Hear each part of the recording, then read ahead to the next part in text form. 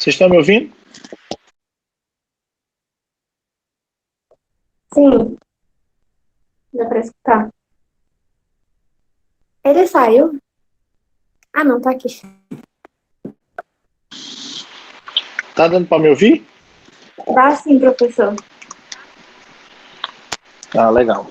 Então, deixa eu olhar um negócio aqui.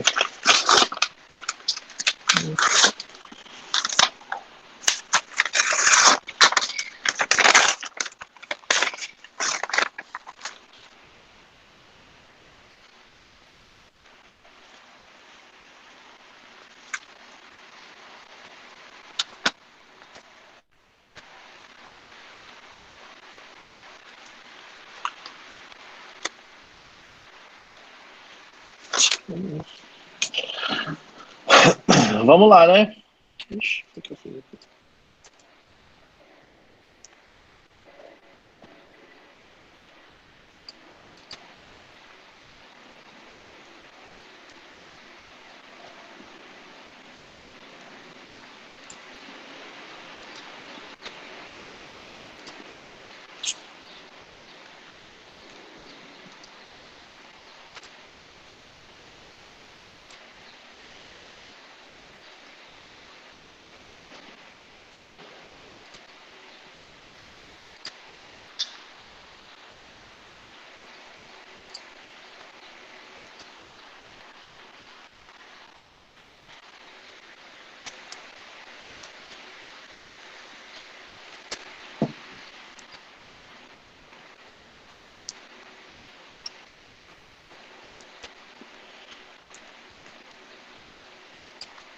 Alguém tem alguma dúvida do que ficou ontem?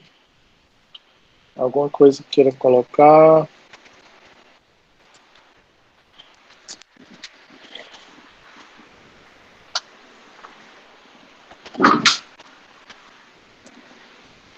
Ninguém? É um silêncio. Vocês estão me ouvindo mesmo?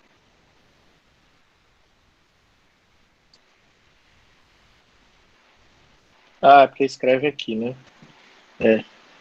Dá pra escutar sim. É porque se escreve aqui, aí eu não vejo. Pois bem. Sala de aula do mesmo jeito. Tudo no WhatsApp. Participar que é bom nada. Só no WhatsApp, só no celular. Bom, hoje a gente vai.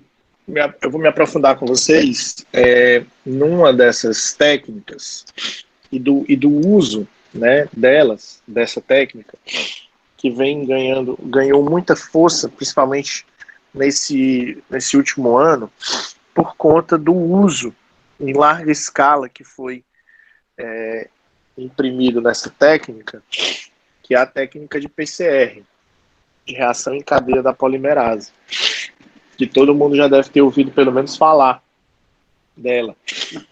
É uma técnica que emprega o uso das polimerases, tanto da DNA polimerase quanto da RNA polimerase, para poder amplificar numa quantidade significativa de vezes aquele ácido nucleico que você tem lá no início da reação, né? Então é dela que a gente vai falar um pouco hoje. Então essa técnica ela foi concebida por um cidadão chamado Karen Mills. Ele era químico, né? Falando um pouco da vida pessoal dele, né? O Karen Mills ele tinha muitos problemas de relacionamento no laboratório. Ele era conhecido assim como um brigão, né? Ele era o troublemaker, o cara que produzia problema. Ele era um cara problema.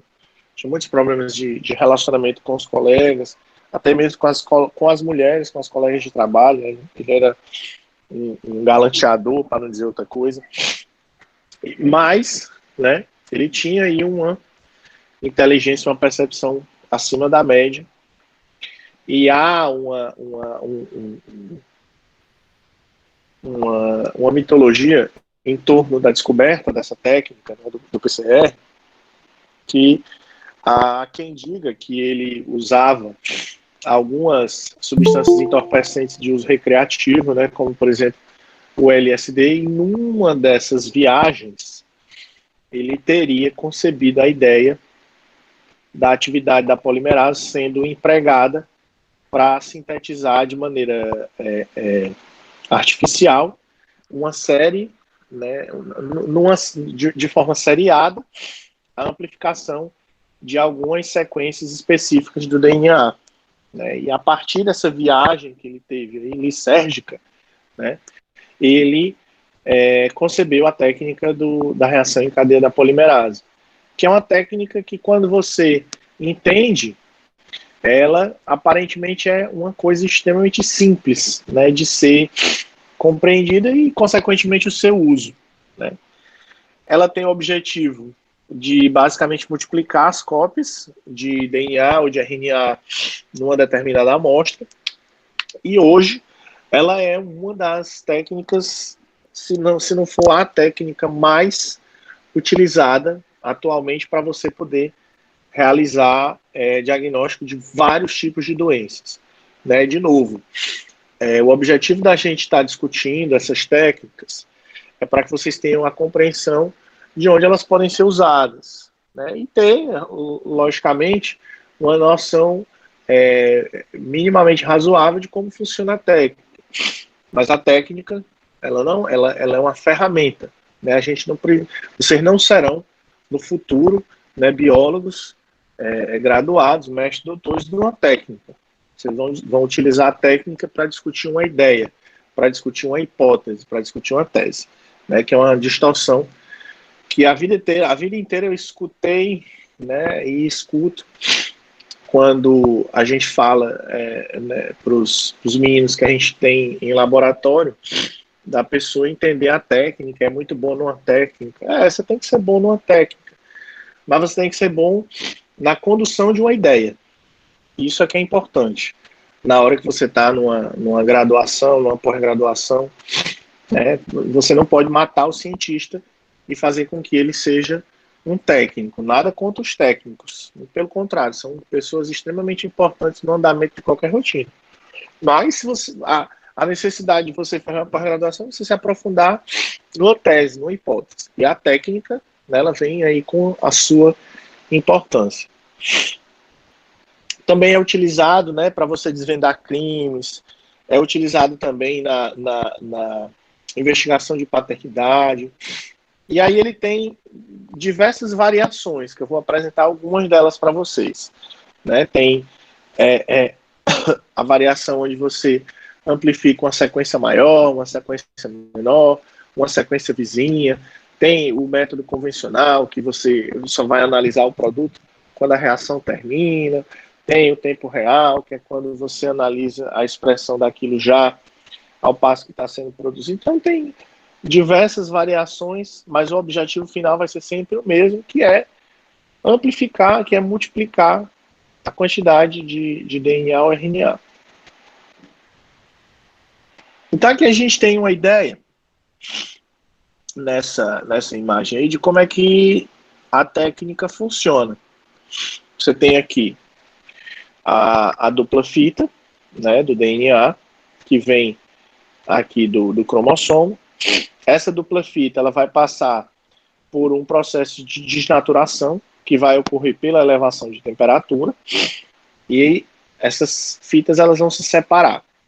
Quando elas se separarem, os primers, que são os iniciadores, que são pequenos fragmentos de DNA complementares a alguma sequência dessa dupla fita, eles vão se anelar, e com o anelamento dos primers, a polimerase vai reconhecer a presença do primer e vai trabalhar no sentido de copiar essa sequência complementar à fita original, à fita mãe.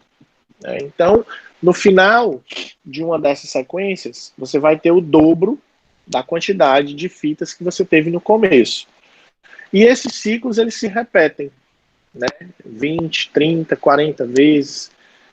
Geralmente, o número máximo de protocolos que eu já vi utilizando repetições de PCR são 45. O professor pode mais? Pode, mas não deve. Por quê?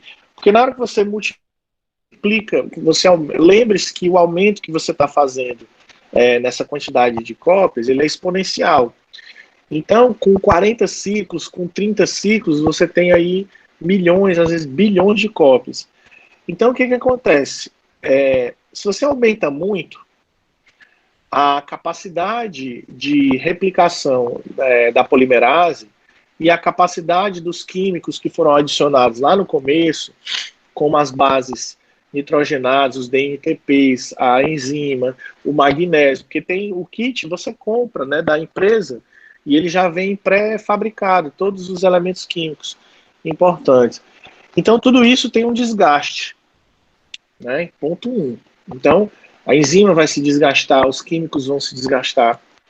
E o segundo ponto é que você começa a ter uma saturação na quantidade dessas cópias. Os primers, eles começam a não se ligar mais na cadeia de DNA, eles vão se ligando entre si. Por quê? Porque não há mais espaço. Tem tanta cadeia que, às vezes, no processo de tentativa de desnaturar, elas não desnaturam. Por quê? Porque tem muito. Então, a reação está saturada. Então, não adianta você aumentar muito a quantidade de ciclos, porque você vai estar criando um problema para a sua reação. Você vai começar a aparecer genes, né, fragmentos de genoma que você não deseja. Né? Então, o número máximo é geralmente 40, 45 ciclos. E aí tem aqui, né, os materiais, como eu disse, que vão ser adicionados, né, o magnésio, os deoxinucleotídeos, uma solução tampão e detergente para fazer a lise da célula e da membrana plasmática e do núcleo, a polimerase e o molde de DNA que você espera que seja amplificado, tá? Vai ser tudo, que bonitinho aqui, não sabia que tinha isso. Vai ser tudo colocado aí no Eppendorf, né? E vai lá pro termosifador, que eu vou mostrar já também o que é. Então, o PCR convencional, né, como é que ele funciona? Ele funciona de acordo com o que eu acabei de explicar, e depois que todos esses ciclos, eles rodam, eles funcionam, você vai colocar toda essa preparação desse material amplificado num gel de agarose ou de poliacrilamida. O mais comum é o de agarose. O que é agarose? É um carboidrato no qual você vai diluir numa solução tampão e vai fazer o gel. Quando você colocar essa mistura no micro-ondas, né, ela vai, depois de um tempo, se solidificar nessa forma que a gente coloca, e na parte superior aqui, ó, você tem os buraquinhos dos poços. Ó. Tá? Você coloca um pente nesse gel, aí depois que ele solidifica, tem vários buraquinhos aqui que vão servir de entrada para os poços. Aí o que você vai fazer? Você vai colocar em cada poço desse, né, em cada buraquinho desse, uma alíquota do material que você acabou de amplificar. Tá? Então, imagine que cada bandazinha dessa aqui, por exemplo, seja um paciente. Ou imagine que cada bandazinha dessa daí seja um rato. Ou seja, uma coleta que você fez do seu preparado de células, né, in vitro. Então imagine que aí sejam diferentes análises que você vai fazer. Para que essas análises sejam feitas, você precisa de comparativos, você precisa de controles. O primeiro controle que você vai colocar é um controle que a gente chama de ladder, que é esse primeiro aqui. O que é o ladder? O ladder é o controle da eletroforese, porque isso aqui que vai ser feito é uma corrida eletroforética. Você vai colocar esse gel aqui dentro de uma cuba de eletroforese e vai jogar uma voltagem durante 20 minutos, durante 30 minutos, durante 40 minutos, isso aí o protocolo vai dizer. E depois desse tempo, né, que você vai ter a migração do ânodo para o cátodo, porque o DNA ele tem carga negativa, ele vai migrar, e ao passo que ele for migrando, né, ele vai passando pela trama da agarose, e de acordo com o tamanho desses pares de base que você vai ter, desses fragmentos de pares de base, você vai tendo a permanência desses fragmentos de acordo com o tamanho. Então, por exemplo, fragmentos maiores, ou seja, fragmentos mais pesados, eles vão ficar aqui em cima. Por quê? Porque eles vão migrar pouco. E eles vão migrar pouco por quê? Porque eles são grandes. Então, a malha da agarose vai segurando essa molécula de maneira mais fácil. E as moléculas que têm uma quantidade menor de pares de bases, elas vão migrando mais para frente. Ou seja, essa molécula que está bem aqui, ó, vocês conseguem ver? O mouse consegue, né? Essa bem aqui é a molécula de menor tamanho. Ou seja, é a sequência gênica de menor quantidade de pares de base. Por quê, professor? Porque foi a que migrou mais. Se foi a que migrou mais, ela conseguiu passar pela trama da agarose de maneira muito mais facilitada do que essa, que está aqui. Então, esse ladder, ele é o marcador da corrida de eletroforese. Então, é esse ladder que vai me dizer quem é que tem 50 pares de bases, quilobases, 100 quilobases, 200 quilobases, 300 quilobases e por aí vai. Por que que isso é importante? Para eu saber se o que eu estou encontrando é compatível com o que eu deveria encontrar. Então, imagine que eu estou em busca de um fragmento genético, um fragmento genômico, que deve ter 100 pares de bases, por exemplo. Então, vamos assumir que 100 pares de bases seja esse fragmento aqui, ó. Por que que eu sei?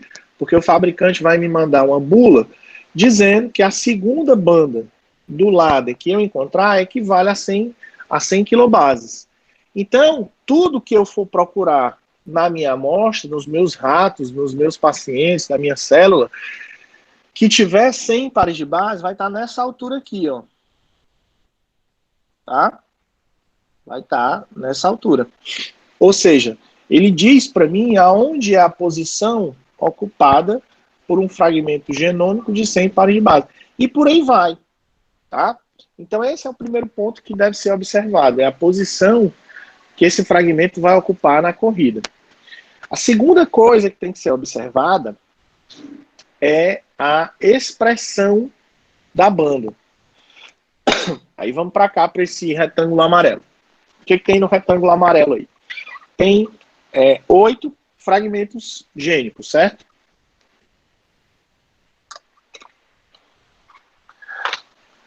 Em termos de tamanho desses fragmentos gênicos, vocês conseguem me dizer se eles são iguais ou diferentes? Ou seja, eles têm o mesmo tamanho?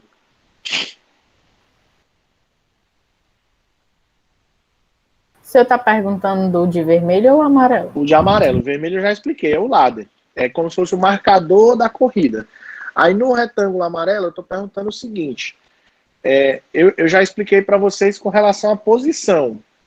Né? De acordo com o tamanho, eu tenho uma posição diferente na altura do gel, na altura da banda. No retângulo amarelo, o que você está vendo? Você está vendo 8 amostras, que podem ser 8 ratos, podem ser 8 grupos de células, podem ser 8 pacientes, não importa. Mas eu estou perguntando, essas 8 amostras, elas estão me mostrando o mesmo pedaço do genoma? Sim ou não? É a mesma sequência que eu estou vendo? É o mesmo fragmento gênico? É o mesmo gene, por exemplo?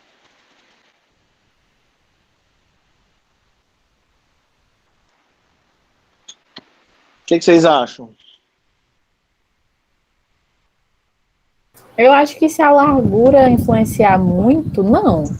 Mas se for pela posição, talvez. Então, não, calma, vamos com calma. Tira o talvez, diga sim ou não. É o mesmo fragmento pela posição que ocupa? Pela posição, sim. Ponto. Estão bem alinhados. Ponto final. Então, é o mesmo gene que nós estamos falando. Agora, qual é a diferença que você vê entre esses indivíduos? Existe uma diferença, como você mesma colocou, da largura da banda. E o que tem a ver a largura da banda? Primeiro, o que eu disse que era a banda? é o fragmento do gene. Ora, mas se eu tenho uma banda mais grossa do que a outra, significa dizer que essa amostra tem uma quantidade maior ou menor de cópias daquele gene? Maior. Então significa dizer que aquela amostra ela expressou mais a quantidade daquele gene que está sob investigação.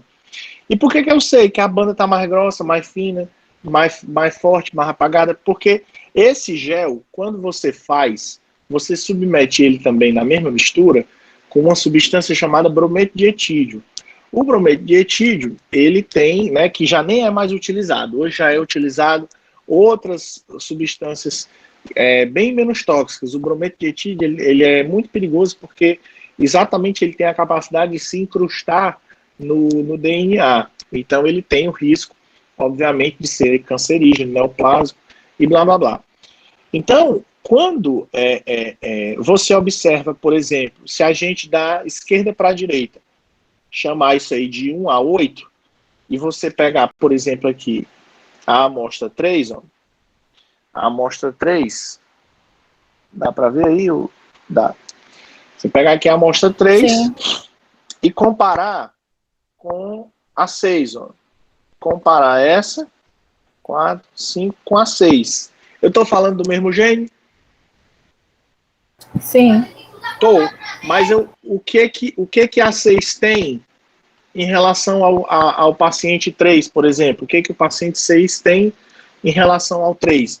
Ele tem uma quantidade muito maior de cópia. Por que eu estou vendo isso? Porque a luminescência produzida pelas bandas, né, pela banda que foi produzida nesse paciente, devido à quantidade de cópias daquele gene, é muito maior, por conta do acumulado do brometo de etídio nas moléculas de DNA que foi amplificado. Então isso, a gente está falando pelo olho, obviamente, mas tem programa que faz essa análise.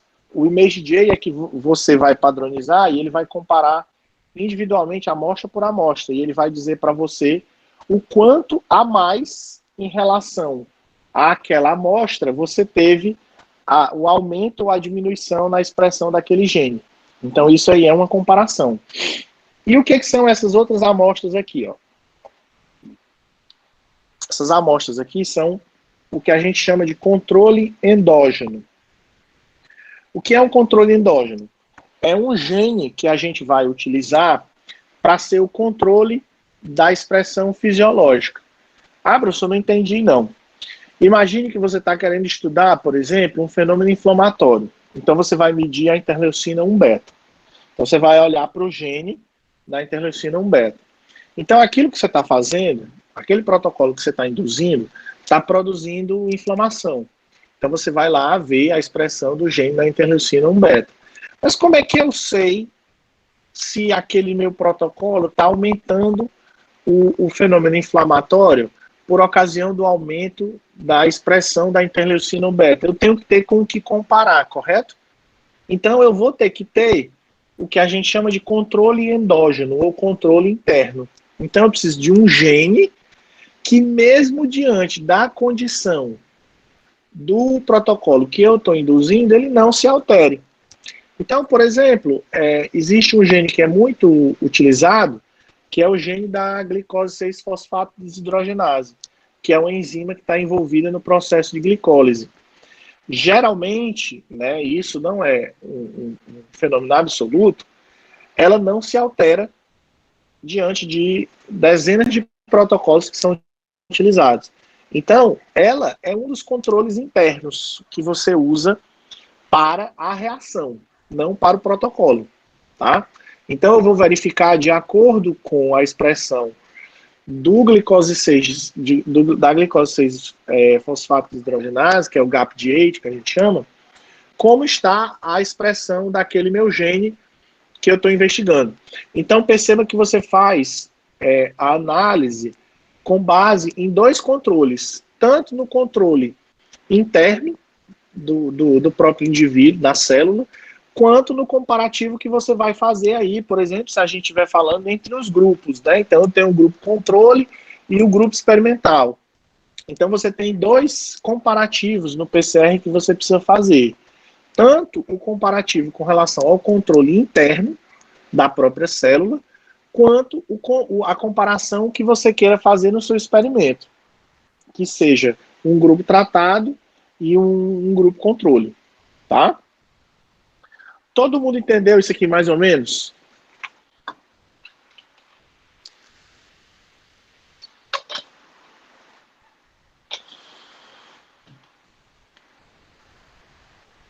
Ótimo.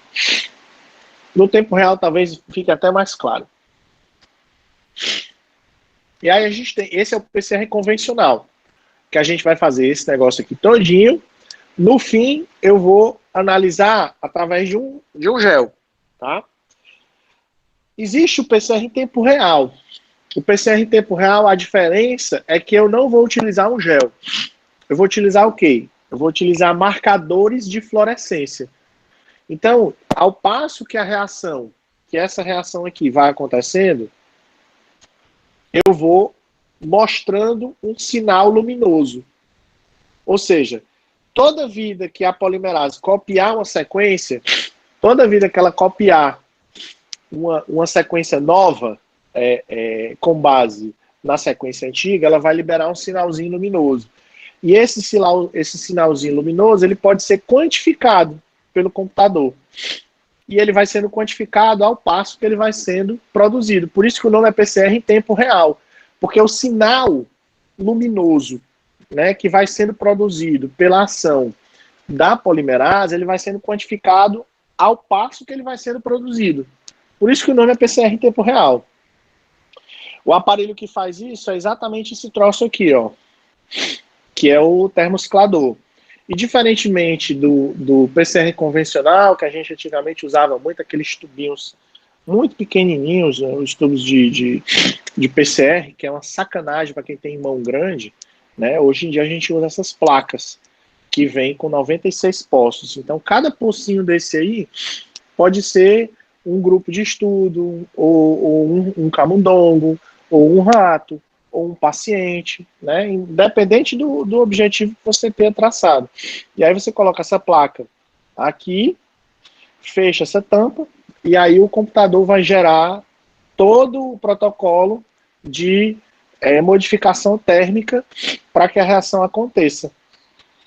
E aí, a gente tem atualmente vários tipos de ensaios de PCR em tempo real, de acordo com vários tipos de fabricantes. Tá? Os principais, né, que estão assim na vanguarda, na velha guarda, são os ensaios que utilizam a CyberGreen e os ensaios que utilizam a Tachman. Qual a diferença de um para o outro? Primeiro, qual é a similaridade? As duas são polimerase, as duas enzimas, tanto a CyberGreen como a Tachman. A diferença é que na CyberGreen, a CyberGreen ela vai produzindo o sinal luminoso aqui na cor verde em vários pontos da síntese da nova molécula de DNA. Então, o que você tem aqui? No passo da extensão, tem o primer, que está bem aqui, e quando a DNA polimerase vem copiando, aqui na extensão da molécula filha, né, da molécula nova que ela está produzindo, ela vai liberando, ela vai clivando essas moléculas desse fluoróforo que vão ficar aqui coligados com a molécula antiga. Então, quando você prepara a reação todinha, que ocorre a desnaturação, essas moléculas do fluoróforo que estão diluídas em suspensão, elas vão se anelar com a molécula de DNA mãe, que é a molécula antiga. E quando essa CyberGreen vier copiando a molécula nova, ela passa por cima desse fluoróforo e libera o fluoróforo. Quando ela libera o fluoróforo, aparece a produção da luminosidade. E aí o computador capta aquilo ali. Ele capta aquele sinal. Então, quanto mais ela trabalhar na síntese dessa molécula nova, mais ela vai expressar o fluoróforo na cor verde. Por isso que o nome é CyberGreen. O ensaio da Tachman, ele tem um funcionamento muito parecido. Ela usa, ao invés do fluoróforo, que vai se ligar à molécula de DNA, ela usa uma coisa chamada quencher, que é exatamente essa sondazinha de DNA aqui, ó, ligada nessa molécula de fluoróforo, que pode ser o FOX, pode ser o Scorpion, são moléculas que geralmente liberam o fluoróforo no padrão na cor vermelha. Então, quando a polimerase vem de lá, copiando, vem, quando ela chega na região que a sonda Tachman está ligada, ela cliva a sonda. Quando ela cliva a sonda libera o fluoróforo na cor vermelha. E aí o computador vai lá e capta aquele sinal. Quanto mais ele captar o sinal, né, significa dizer que mais a maior quantidade de sequências ele está amplificando. Ou seja, maior é a quantidade de DNA que eu tenho no começo da minha reação. Concorda? Quanto mais DNA eu tenho no começo da minha reação, mais cedo eu começo a amplificar. O que eu quero dizer com mais cedo? Né? Ó, aqui você tem um gráfico que explica isso. Esse gráfico é um gráfico que mostra no eixo Y a fluorescência e no eixo X a quantidade de ciclos, ou o número de ciclos.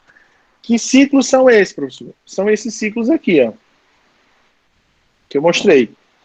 Toda vida que você sai da desnaturação, acho que eu mostrei, deixa eu ver se tem aqui.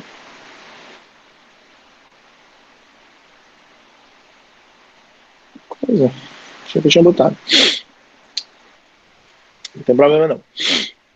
Então, o que é o ciclo?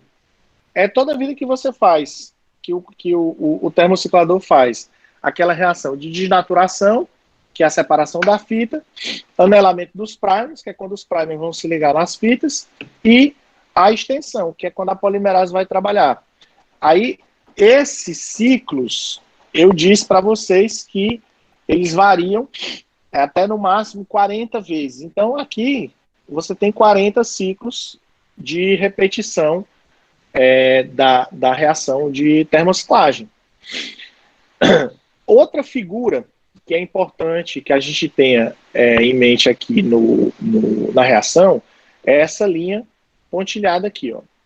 Essa linha pontilhada é uma coisa que a gente chama de limite de ciclos. O que é o limite de ciclos?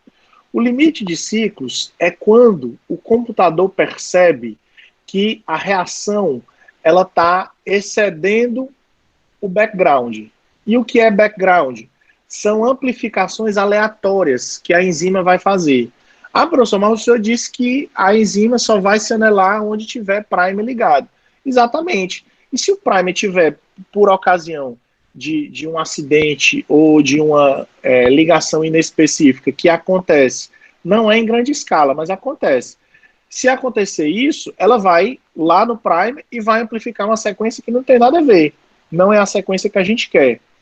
Então, o que acontece? Essa linha pontilhada é a chamada limite de ciclo, ou cycle threshold, que ele diz o seguinte, ó, qualquer coisa, né, a interpretação da curva é exatamente essa.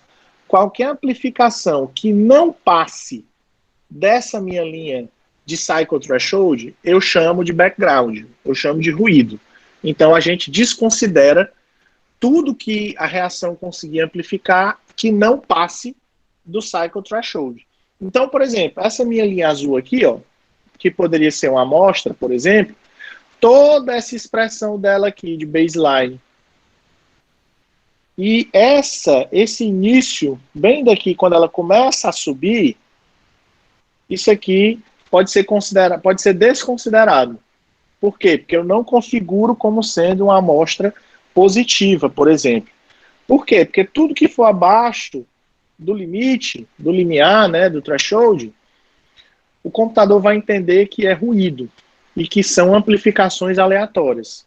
Agora, quando ele toca nesse ponto mínimo da linha de base, ou seja, quando ela toca no ponto e avança para essa fase logarítmica aqui dessa curva senoide, você começa a considerar a amostra como sendo positiva.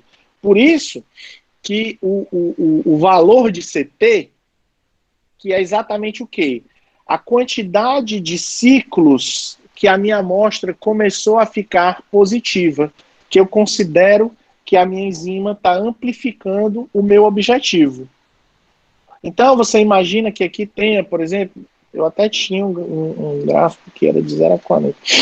Vamos pegar esse aqui, que eu já explico duas coisas por uma no mesmo gráfico. Ó, você tem de 0 a 40. Imagina que essa linha, essa linha aqui, ó, essa linha superior aqui, é exatamente o threshold. Então, o que está acontecendo bem aqui, ó? O que está acontecendo nesse ponto bem aqui?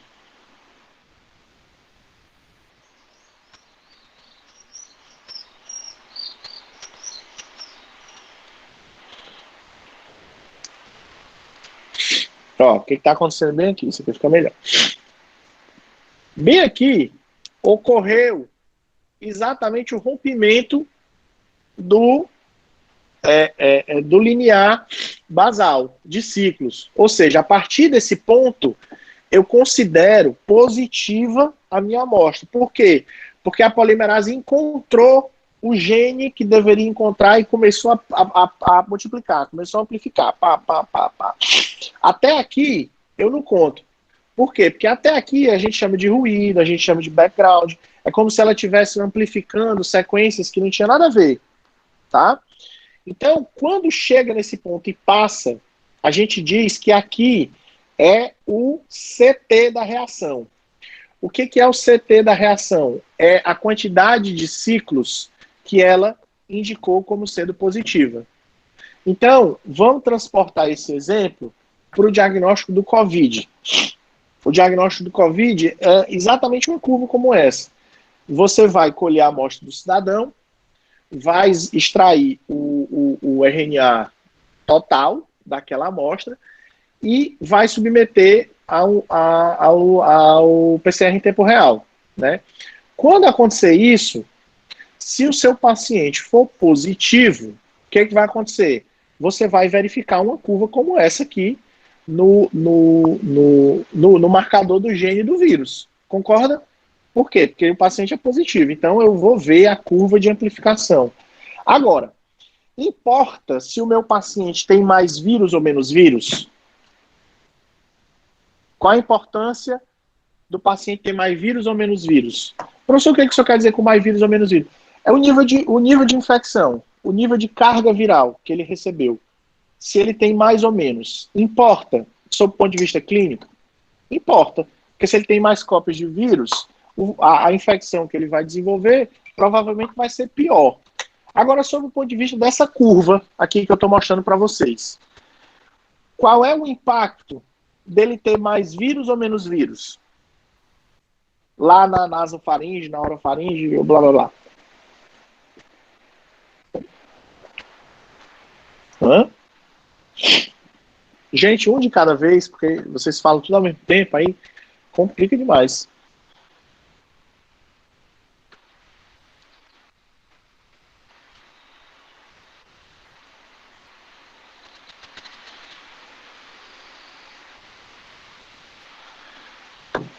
Hein, gente? Se eu tenho mais vírus na minha amostra, eu vou encontrar essas cópias de vírus lá na minha célula mais cedo ou mais tarde. Se eu tenho mais cópias, a polimerase vai procurar e começar a trabalhar, começar a amplificar mais cedo ou mais tarde. O que eu quero dizer? Mais cedo, não, professor? Mais cedo, exatamente.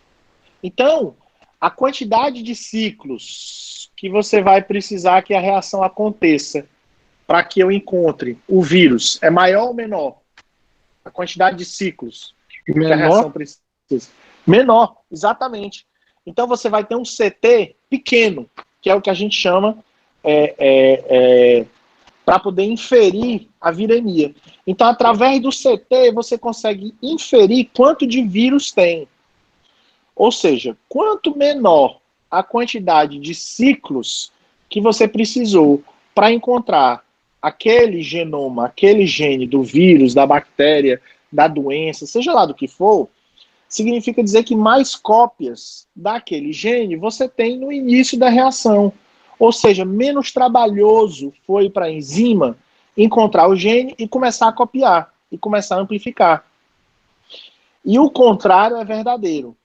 Quanto menos cópias do gene, quanto menos exemplares do vírus, quanto menos exemplares da bactéria, quanto menos exemplares da mutação eu tiver na minha amostra, mais tarde a enzima vai encontrar. Mais demorado o protocolo vai ter que se desenvolver para poder encontrar cópia daquela amostra. Ou seja, um paciente que está muito crítico, está muito infectado, o CT dele é baixo, é 18, é 15. Ou seja, levou 18 ciclos para eu encontrar o vírus. Ou seja, tem muito vírus. Um paciente que tenha pouca viremia, ele vai ter aí 34 ciclos, 35, 37, às vezes 38. Quando chega em 38, a gente não consegue mais nem dizer se o paciente é positivo ou negativo. Ele às vezes fica num dado inconclusivo, tá?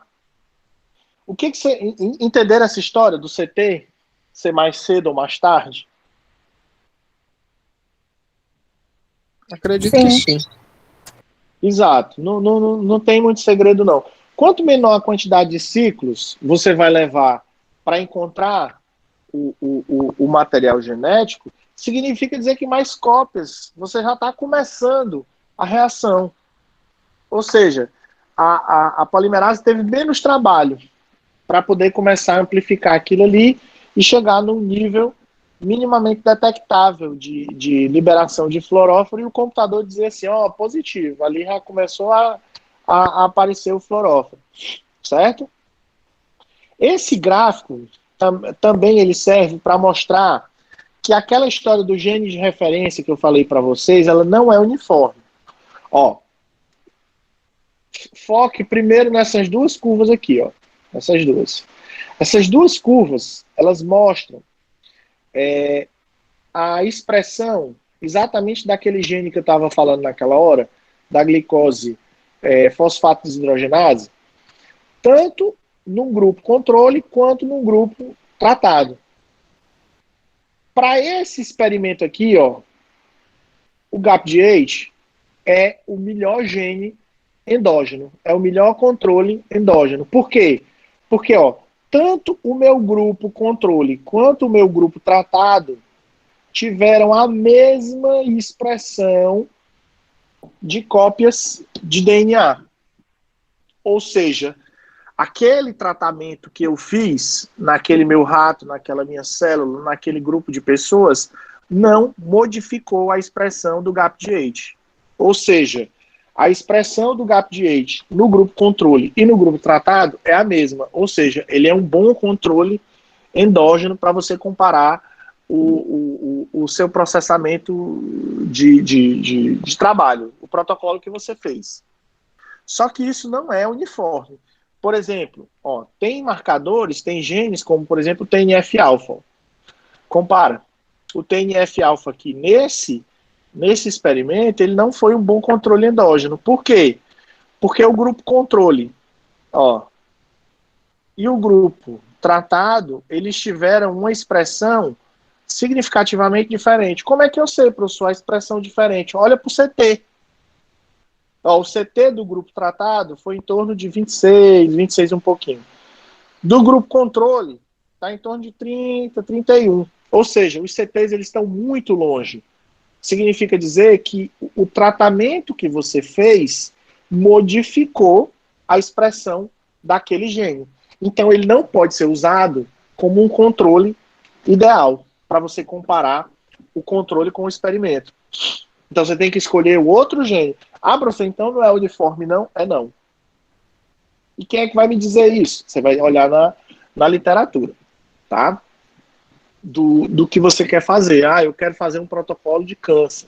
eu quero fazer um protocolo de inflamação. Então, dependendo do tipo de protocolo que você vai fazer, tem um tipo particular de controle interno que você vai utilizar para poder se basear no nível de expressão gênica. Não é uniforme.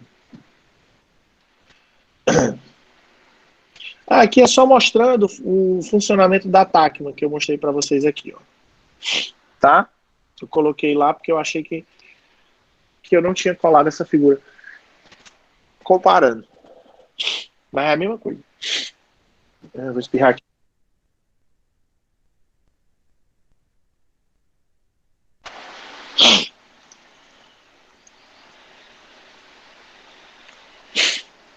Bom, a gente também tem uma variação da reação em cadeia da polimerase, que é quando ela leva em conta a transcriptase reversa. O que foi que eu disse que era o racional da técnica? Ó, eu pego 2 moléculas de DNA, né? Vou desnaturar, anelo primer, polimerase copia. Desnaturo, anelo primer, polimerase copia. No entanto, se eu quiser o seguinte, não, eu quero estudar só os genes que estão sendo fabricados naquele tecido. Eu não quero nenhuma produção de intron. Então eu não posso me basear pelo DNA total. Eu tenho que me basear pelo quê? Pelo RNA mensageiro. E o que é o RNA mensageiro? Não é aquela primeira sequência já sem os introns, né? Depois de passado o splice e retirado todas aquelas sequências intrônicas, com tudo que é expresso naquela célula. Então você tem a célula que pertence ao tecido, que tem as suas proteínas que são expressas, né? Para quem não entendeu muito bem isso na cabeça, é só você imaginar o seguinte: uma célula do seu pâncreas, ela tem o mesmo DNA do que uma célula do seu cabelo, concorda? Tem. Ambas pertencem à mesma pessoa. E por que que uma célula do pâncreas é feita para produzir insulina, glucagon, peptidases e tudo e tal, e uma célula do cabelo serve para produzir lipídios, serve para produzir queratina? Qual a diferença de uma para outra? São os genes que são ativos. O grupo, o genoma é um só. Se eu tirar uma sequência de DNA do cabelo e uma célula do pâncreas, eu vou encontrar o mesmo genoma, se for do mesmo indivíduo, né, e não for uma quimera, que são situações muito raras de acontecer, mas eu estou falando da mesma pessoa, então eu estou falando do mesmo genoma. Então a diferença são os genes que estão expressos. Na célula do pâncreas, eu tenho o gene para produzir insulina expresso. Na célula do cabelo, não adianta ter gene para produzir insulina. Por quê? Porque ela não precisa de insulina. Ela precisa de queratina, ela precisa de melanina e por aí vai. Então o DNA é o mesmo. A diferença é aquilo que é expresso. Então o RNA mensageiro, ele existe exatamente para fazer essa primeira garimpada. O RNA mensageiro, ele representa somente aquilo que é expresso naquela célula, somente aquilo que é expresso naquele tecido, certo? Então eu posso fazer o PCR a partir do RNA mensageiro. Ou seja, eu vou pegar a minha sequência de RNA mensageiro, né? Tá aqui a primeira, né? Aqui eu garanto que só tem tudo que foi expresso por aquela célula, e vou fabricar uma sequência de DNA complementar a esse RNA mensageiro. Esse DNA eu chamo de DNA complementar. Ele é complementar por quê? Porque ele é o DNA que é complementar a essa sequência de RNA mensageiro. Ou seja, eu fabriquei DNA a partir de RNA. E esse DNA complementar, ele não tem introns, ele só tem exons. Por que ele só tem exon, professor? Porque ele só tem sequências codificantes. Ele só tem sequências que expressam proteínas ativas naquele tecido, naquele momento. Certo? Um dos usos desse tipo de técnica, por exemplo, é para fazer o diagnóstico de influenza, do H5N6, H1N1, H4N5, que são essa família de vírus que também já produziu situações epidêmicas, né, não como essa que a gente está vivendo, mas tem capacidade pandêmica também do mesmo jeito. A gente tem também o tipo de PCR chamado multiplex. O multiplex, ele é a mesma coisa, sendo que você vai investigar vários alvos ao mesmo tempo, tá? Então, na verdade, a enzima, ao invés de trabalhar e tentar descobrir somente uma única sequência de gene, ela vai descobrir várias ao mesmo tempo. Então, por exemplo, o multiplex, ele é utilizado no teste de paternidade. Por quê? Porque você vai investigar vários pedaços do genoma ao mesmo tempo, tá? Agora, o que é importante? Que esses pedaços de gene, né, de genoma, eles estejam bem distantes uns dos outros. Por quê? Para que você não tenha amplificação errada acontecendo ao mesmo tempo. Então é interessante que na hora que a amplificação vai ser feita, ela seja feita com base, com alvo, em genes que estejam muito longe uns dos outros, tá?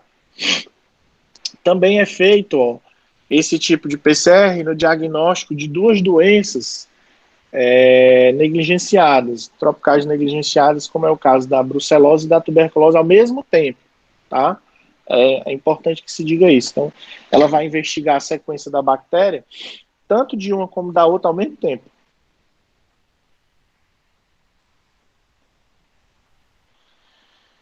Tem também o nested PCR, né, o nested PCR, que tem uma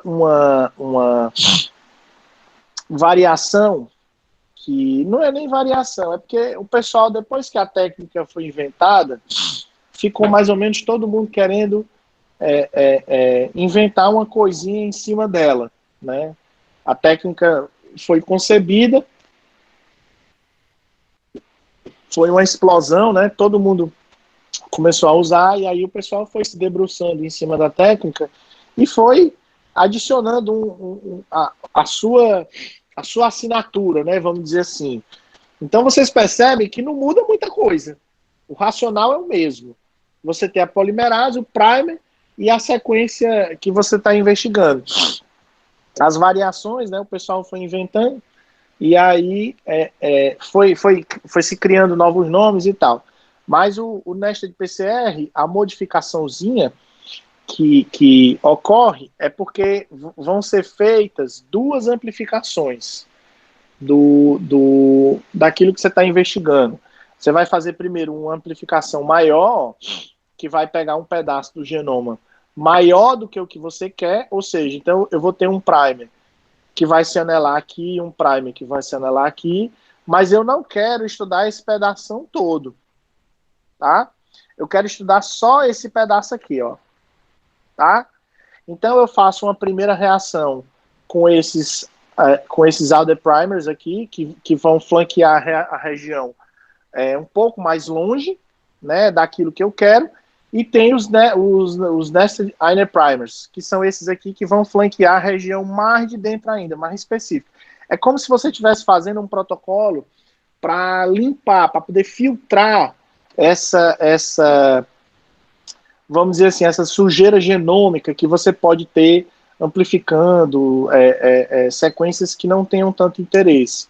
Mas, de novo, são variações muito pequenas da técnica que, no final das contas, a gente não muda muita coisa no resultado, que é a amplificação de uma sequência específica e localizada que você tem interesse. Bom, no fim, né, esses fragmentos, eles sempre vão ser identificados, né, através de eletroforese. Isso para o modelo em que eu queira investigar esses amplicons de acordo com o tamanho. Lembra bem, mas se eu estiver falando... Por isso que eu falei primeiro do tempo real, do convencional, porque ele ainda hoje é muito utilizado. Mas ele já vem sendo substituído a passos largos, né, pelo PCR em tempo real. Essa coisa da pandemia deixou esses equipamentos muito baratos, né? É aquela história de que não tem um mal que não traga um bem. Infelizmente, precisou acontecer isso para que vários desses produtos, né, que foram comprados em quantidades colossais, né, eles pudessem ficar mais baratos. E por que ficou mais barato? Fugindo até um pouco da lógica, né, que devia ter ficado mais caro porque a procura foi maciça.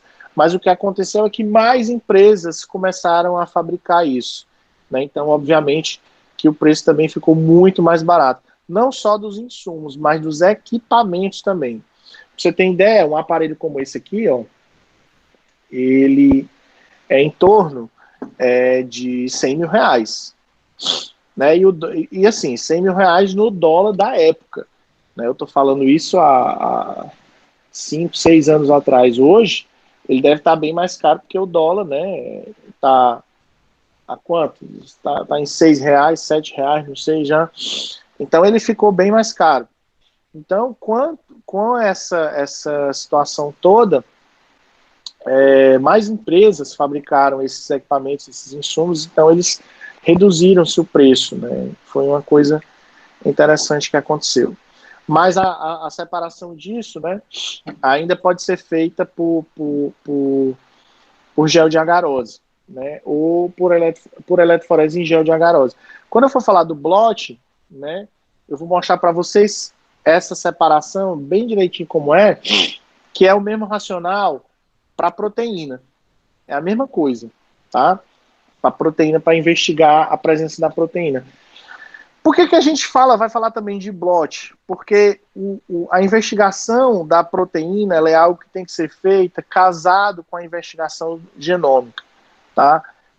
Quem trabalha aí com expressão gênica, ou quem trabalha com proteína, às vezes o pessoal fica muito envaidecido com aquilo que faz e acha que aquilo que faz é mais importante do que o outro. Quem trabalha com genômica acha que é mais importante do que a proteômica, quem trabalha com proteômica acha que é mais importante que a genômica. E, de fato, essa briga ela não se sustenta nem na origem, porque as duas áreas elas são extremamente complementares. Não adianta nada você estudar o gene se você não entender qual é o impacto do gene na produção da proteína. E não adianta nada você entender como é que está saindo ali da célula a sua proteína se você não olhar para o gene. Né? São visões que precisam ser tidas como complementares e não como coisas antípodas, antíteses, né? E também tem o teste de paternidade, né? Que vai também usar por meio da técnica de PCR, né? Que possui um alto padrão de sensibilidade, de especificidade, né? Que eu comentei ontem com vocês, e que ele vai excluir, né, a chance de dúvida, tá? Ele vai ter a capacidade de identificar de fato a similaridade, né? A similaridade não, a homologia que vai existir, né? A identidade que vai existir de sequências que existem na mãe e no pai com a criança, né? Que está sendo analisando se é ou não filho daquele homem ou filho daquela mulher e por aí vai, tá? Então, como é que funciona? Eu até já comentei ontem também, né, com vocês, mas aqui a gente tem dois exemplos. O exemplo aonde está excluída a chance, né? E aí como é que tem? Ó? Aqui você tem um marcador, ó, lembra do ladder que eu falei, ó. Aqui é o ladder. Aqui é um marcador e aqui é outro. Você tem dois na reação.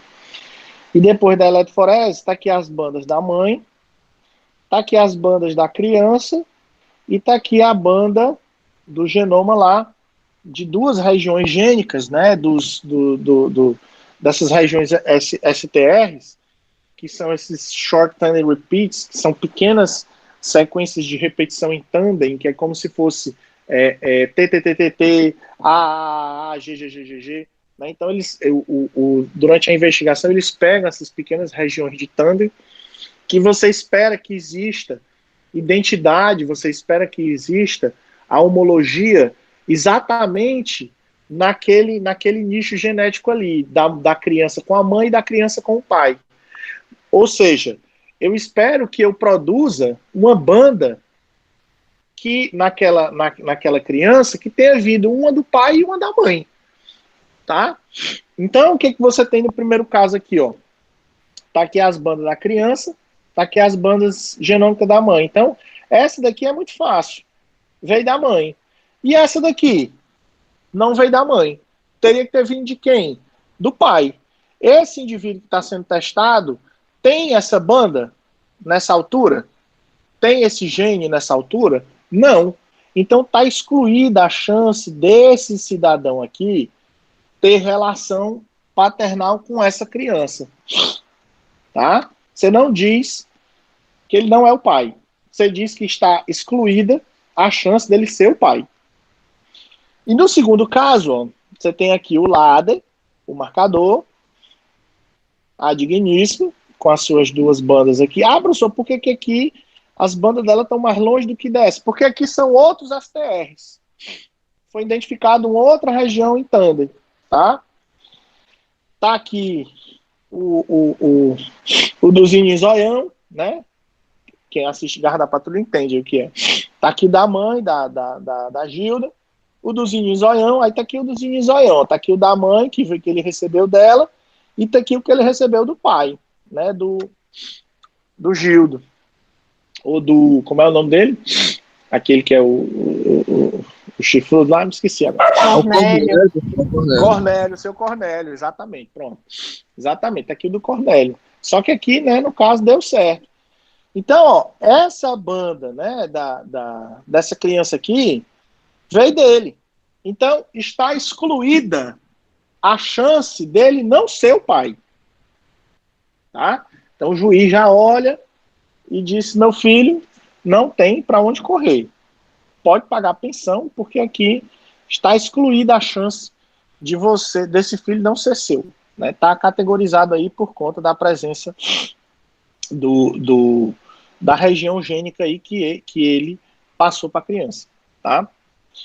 E aí a gente tem também o PCR no diagnóstico de doenças causadas por vírus, que é hoje muito comum, tá? No caso da Covid-19, no caso da AIDS, né? Hoje o PCR, que é uma, assim, nos hemocentros, né? E no hemócio aqui também não é diferente, o pessoal pegou a técnica de PCR, fez uma modificaçãozinha e chamam de NAT. Hoje, o NAT, né, que é o PCR diferenciado, é um PCR um pouquinho modificado, né, tem umas diferençazinhas, ele é utilizado para fazer a triagem de bolsa de sangue. Então, antigamente, como é que era feito? Antigamente você doava sangue e o que ia ser feito era o ELISA. O que é o ELISA? Nós vamos comentar também. O ELISA é uma técnica que identifica a presença de anticorpos no seu soro contra determinados antígenos. Então, por exemplo, você tem aí você já teve hepatite, então no seu sangue você tem anticorpos contra o tipo de hepatite que você já teve. Hepatite B, hepatite A, hepatite C, sei lá o quê. Então, quando eu doso o seu anticorpo, eu digo que você já teve ou está com a doença. Né? Mas eu digo que você tem anticorpos contra ele.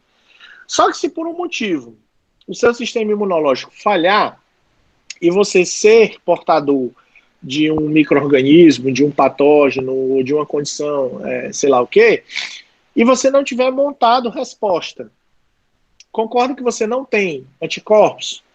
Então, se você não tem anticorpos, o seu teste para aquele determinado tipo de doença, ele vai dar negativo.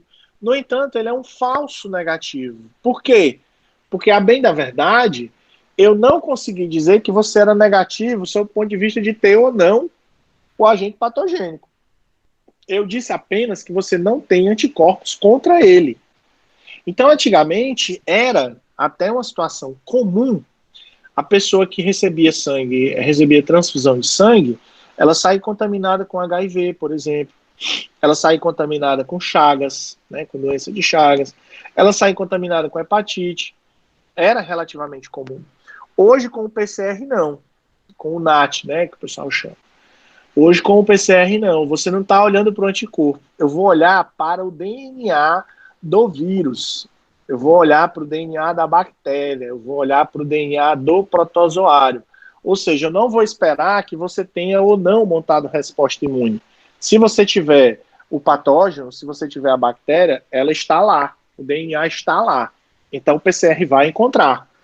Então, hoje, a chance de erro de uma bolsa contaminada de sangue passar, eu tinha esse número bem fechadinho, mas ele é da ordem de 1 para 50 milhões, ou seja, para cada 50 milhões de bolsas de sangue, que eu acho que o número é maior, mas eu estou dando para vocês o número fechado. Mas para cada 50 milhões de bolsas, ele vai furar uma bolsa, ou seja, eu vou dizer que ali não tem determinado patógeno quando ele tem. Mas antes, esse número estava na casa dos milhares. Então era, por exemplo, 1 a cada 80 mil bolsas. Então uma bolsa para cada 80 mil ia passar hepatite, ia passar HIV, que a gente não estaria ciente que estaria transfundindo uma bolsa de sangue contaminada para uma pessoa. Tá? Mas hoje esse risco está bem reduzido por conta da implementação do PCR para isso. Tá? Então os vírus, né, vocês estão aí careca de saber, né, são estruturas muito simples, né, basicamente é proteína, alguns lipídios e o material genético, né, eles têm a característica de serem parasitas intracelulares, né, vão colocar esse material dentro da célula e a célula vai começar a trabalhar para produzir esses vírions, né, essas partículas virais. E aí tem algumas proteínas, como no caso do HIV, que são essenciais que trabalhem, né, que existam para esse vírus ter a capacidade de infectividade, como é o caso do CCR5 e do CD4, que são os dois marcadores de linfócito T helper, que identifica para o vírus que é aquela célula a hospedeira para ela, né, no caso para o HIV. Tá? Então o HIV ainda hoje é um problema muito grande, tá? Ele só perde para a malária aqui em regiões da região intertropical e da África subsaariana, como sendo uma doença de impacto, de relevância para a Organização Mundial de Saúde. Né? Você tem ainda 30 milhões de pessoas contaminadas no mundo todo, isso com base em estimativa, né? Aliás, com base em diagnóstico. Se a gente entrar com base na estimativa, esse número ele pode até triplicar, tá? Tanto que, vez por outra, tem campanhas globais aí orientando, né, os ministérios da saúde dos países que façam essa testagem da população para que você tenha condição de saber, né, quem é o que está ou não contaminado, para você poder começar com a terapia e, com isso, você reduzir ou controlar, né, a difusão desse número nos países. Tá?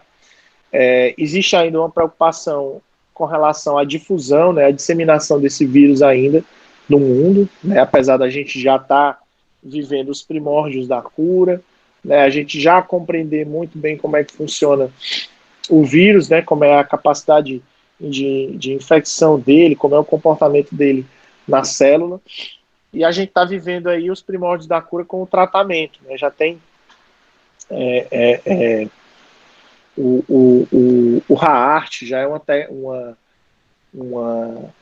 não é uma tecnologia, mas foi a descoberta da junção de algumas moléculas, de alguns fármacos que conseguem controlar muito bem a viremia dos pacientes. Né? Tem o CAR-T também, que é uma tecnologia que usa linfócito T maravilhosa, que o pessoal está estudando muito para câncer, também já foi usado para o HIV e tem resultados muito bacanas. Né? Eu não trouxe para a gente não ficar muito, para não ser muito longo, mas também depois a gente pode, se vocês quiserem marcar um dia, a gente falar só sobre isso, de terapias moleculares, né, que estão sendo muito discutidas atualmente. Mas esse gráfico mostra, né, não é nem esse que eu quero. É esse mesmo. A dinâmica, né, de carga viral, que é feita pelo PCR, e de CD4, de linfócito CD4, que é feito pela citometria de fluxo. Então, duas técnicas que são muito utilizadas para você acompanhar um paciente soropositivo é o PCR para medir carga viral e a citometria de fluxo para você ver quanto de linfócitos esse paciente tem. O que você vê nesse gráfico? A curva azul é a curva de linfócito e a curva vermelha é a curva de carga viral. O que você nota? Geralmente essas curvas elas vão dançando de forma como antítese, uma fica o contrário da outra. Quando você tem muito linfócito, a quantidade de vírus, né, a carga viral, ela está baixa. E o contrário é verdadeiro. Quando você tem muita carga viral, significa que a contagem de linfócitos está baixa. E é exatamente isso que a gente vê aqui no decorrer da doença, né, com o desenvolvimento da AIDS, que é a síndrome que aparece por ocasião do HIV. Então, o que acontece aqui? Nos estágios iniciais, ocorre uma explosão muito grande no vírus, né, que geralmente é chamada de fase aguda, e uma queda muito abrupta na quantidade de linfócitos. Com o passar das semanas, dos anos, essa quantidade de linfócitos ela se estabiliza e a quantidade de vírus ela cai, que é geralmente aqui quando o paciente praticamente não tem sintomas, né, ele não tem doença. Com o passar do tempo, essa quantidade de linfócitos ela vai caindo e a quantidade de vírus ela vai se elevando. Nesse momento é que aparecem as doenças oportunistas. Por conta de quê? Por conta dessa quantidade muito reduzida de linfócitos que o paciente experimenta. E aí, geralmente, ele vai ter a pneumonia, geralmente ele vai ter a tuberculose, geralmente ele vai morrer de uma causa que não é o HIV, né? Que não é a AIDS. Geralmente são doenças oportunistas que vão levar à morte do paciente. Aqui é só uma imagem para vocês verem o vírus em detalhe no linfócito. Uma imagem que foi dada cor, né? Esse PCR também ele pode ser usado na pesquisa, né? Esse trabalho aqui foi que a gente fez. Eu tinha basicamente 4 tipos de animais, né? Eu tinha um animal selvagem, que está representado por a cor preta, o animal ApoE knockout. O que é a ApoE? É uma proteína que transporta colesterol. Então o animal ApoE knockout, ele não tem o gene para produzir a apolipoproteína E, que é a proteína que transporta colesterol. Ou seja, ele é um animal que tem altos níveis de colesterol e triglicerídeo. Por quê? Porque ele não transporta esse material. E eu tenho também o animal ApoE do tipo 3 e a ApoE do tipo 4. Qual é a diferença do 3,3 e do 4,4? O 3,3 e o 4,4, eles têm genes humanos, tanto o 3,3 quanto o 4,4 são cópias da mesma lipoproteína, do mesmo gene, né, que vai codificar aquela lipoproteína no ser humano. E qual é a diferença de um para o outro? O 3,3 é o que a maioria da população tem. Eu tenho, vocês têm. E o 4,4 ele é um pouco mais raro de ocorrer. Quando ele ocorre na população, o indivíduo ele desenvolve o que a gente chama de estado pró-inflamatório. É tanto que o ApoE 4,4, né, ele está relacionado com doenças neurodegenerativas, como Alzheimer, como Parkinson. Por quê? Porque já está demonstrado que esses pacientes eles têm um status pró-inflamatório. E uma das vertentes que se investiga é exatamente a presença desse tipo de apolipoproteína E, né, o genótipo 4,4. Então, o que a gente testou aí? O que foi feito? Foi feito o PCR para o DNA de um parasita chamado Cryptosporídeo parvo, que é um protozoário que é muito conhecido por infectar crianças em comunidades onde você não tem condições de saneamento básico adequadas. Então, o que a gente fez? Qual era a nossa suspeita? Era que o ApoE do tipo 4, ele tinha um estado pró-inflamatório maior também no camundongo. Ou seja, a gente tirou o gene do rato, colocou o gene humano e colocou o Cryptosporídeo para infectar esses animais. E o que a gente esperava? Que o dado de shedding, que é exatamente quanto de DNA do parasita esse animal ainda está expelindo pelas fezes, a gente observou que os animais ApoE do tipo 4, que é essa barra branca, ele caía de maneira muito significativa com o passar dos dias. Ou seja, de fato, o ApoE4 ele tinha uma característica mais inflamatória do que o ApoE do tipo 3. Como é que eu vejo isso? Exatamente, ó, pelo tamanho da barra. E o que indica o tamanho da barra? A quantidade de DNA do parasita que ainda era liberado nas fezes. Ou seja, ó, depois de 7 dias do protocolo de infecção, eu só tinha num grupo de 8 um único camundongo que ainda continuava liberando DNA do criptosporídeo nas fezes. Ou seja, o sistema imunológico dele exerceu uma ação extremamente inflamatória nesse parasita e destruiu uma boa parte desses parasitas que a gente dava por gavagem. Né? A gente dava o parasita direto no estômago dele para fazer a colonização no intestino. E eu avaliava isso por meio do PCR, tá? Do PCR em tempo real. A gente pode também usar essas técnicas para fazer o acompanhamento de um tratamento, né? No caso dos pacientes soropositivos para o HIV, classicamente eles usam o coquetel, né, o AZT, que tem como fármaco principal a zidovudina, e eu vou olhar através do PCR o quantitativo de vírus que esse paciente vai apresentar, né, durante o tratamento dele, que é esse gráfico que eu mostrei para vocês agora há pouco. Esse gráfico vermelho aqui é um gráfico mostrando a carga viral. E a carga viral, ela é um gráfico que é apresentado por meio do PCR. É o PCR que vai indicar a carga viral. Ó, esse gráfico aí mostra, é um gráfico de carga viral mostrando exatamente o sucesso dessa terapia nova, né, que surgiu tem uns 6 anos, mais ou menos, eu acho. Né, foram um grupo de médicos americanos e ingleses que desenvolveram esse racha. Veja como é interessantíssimo o uso dela. Né? Quando ela começa, o paciente cai drasticamente a quantidade de cópias de vírus. Né? E quando ele para o tratamento com racha, ele tem uma recrudescência muito importante da viremia, ou seja, essa queda da viremia foi por conta, de fato, do tratamento. Né? Então, o tratamento, de fato, ele funciona muito para chegar em níveis indetectáveis do vírus. O que é um nível indetectável? É o PCR negativo. Ou seja, tem uma quantidade tão pequena circulando, que nem o teste mais sensível de PCR consegue dizer que você tem aquele vírus.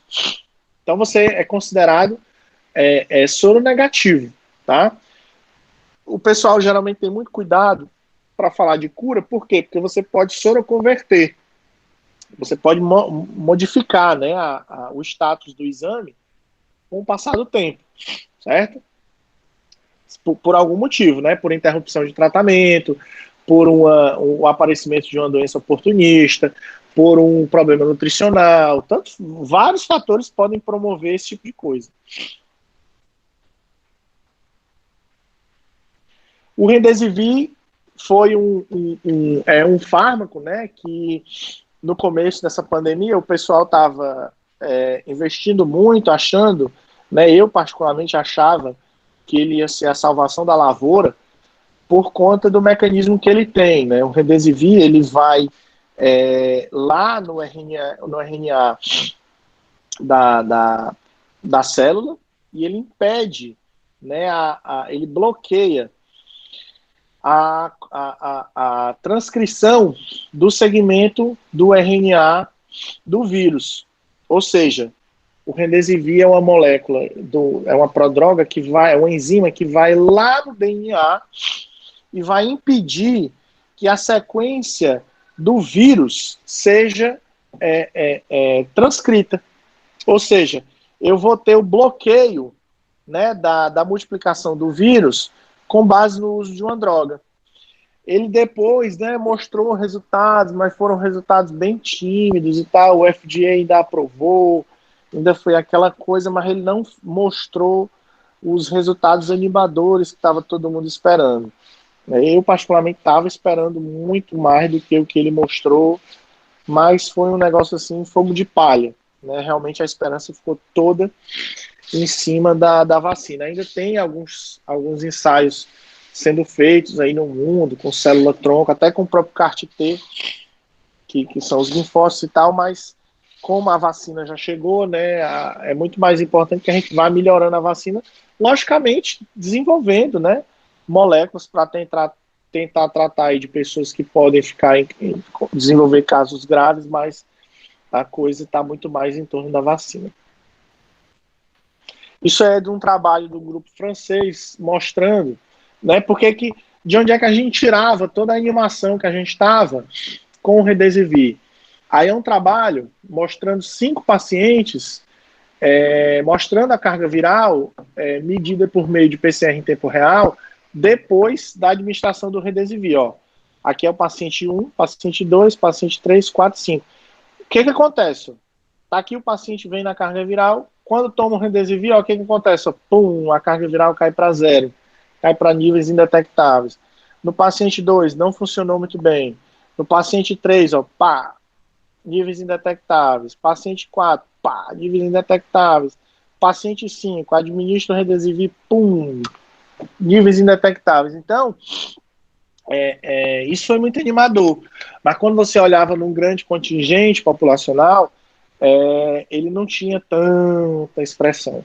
Né? Mas quando a gente olhou para os estudos que tinham poucas pessoas, realmente foi uma coisa assim que, nossa senhora, animou muita gente. Mas quando isso era feito em larga escala, ele não mostrou uma eficiência muito grande. Não.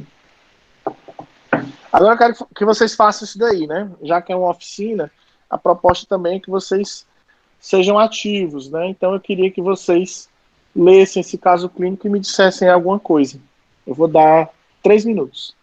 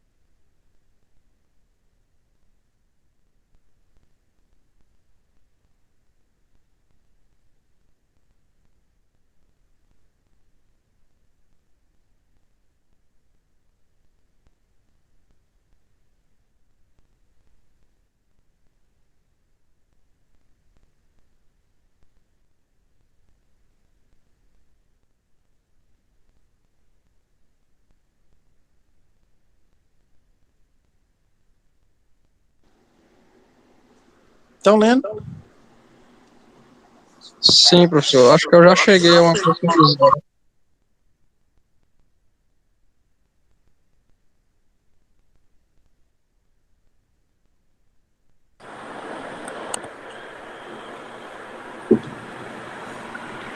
Sim, cadê? Deixa eu ver aqui. Peraí. Cadê? Ops, não pode ver a resposta. Sim, como é? Eu acho que pode ser um quadro de HIV, né? Porque ele tá com candidíase, né? Isso, a candidíase, você está observando isso por quê? O que tem em candidíase? Porque a candidíase, ela, quando ela se manifesta dessa forma, geralmente porque a imunidade está muito baixa. Isso, né? exatamente. É uma doença de fácil resolução, né? Sim, então eu pediria aí acho que é o PCR, né, para saber se tem alguma partícula Isso. viral do HIV, e o diagnóstico que eu faria, eu suspeitaria de HIV por conta dessa infecção, que não é tão comum você ter uma candidíase assim, a não ser que você esteja com imunidade muito ruim.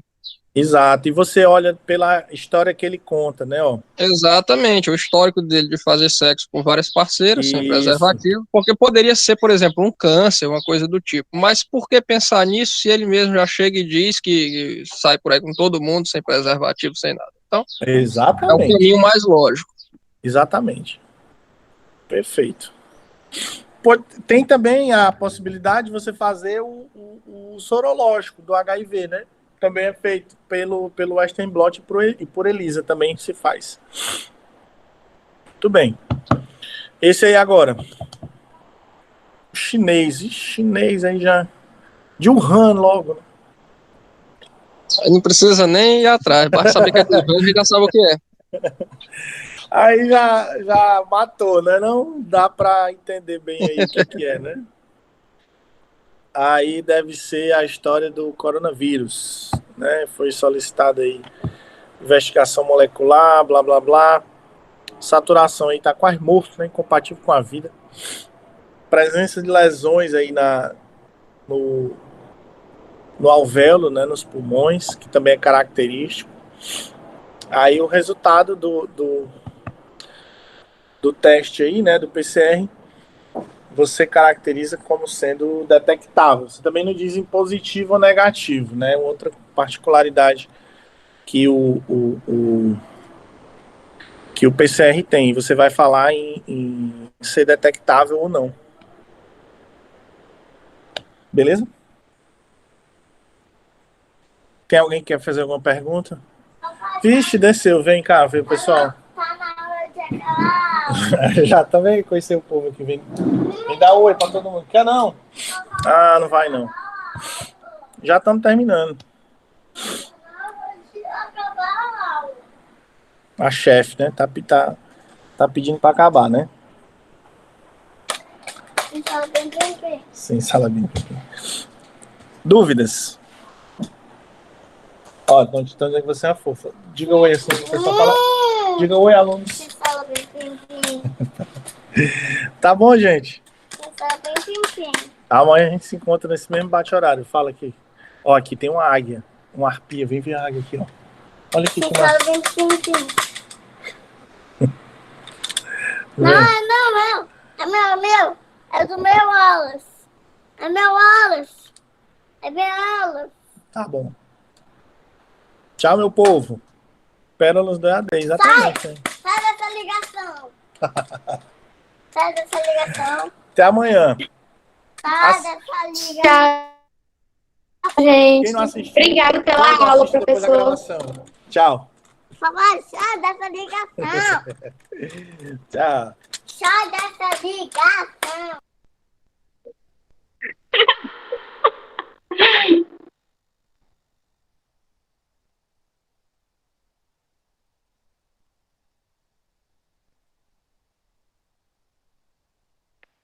Pedro, acho que tá a gravação.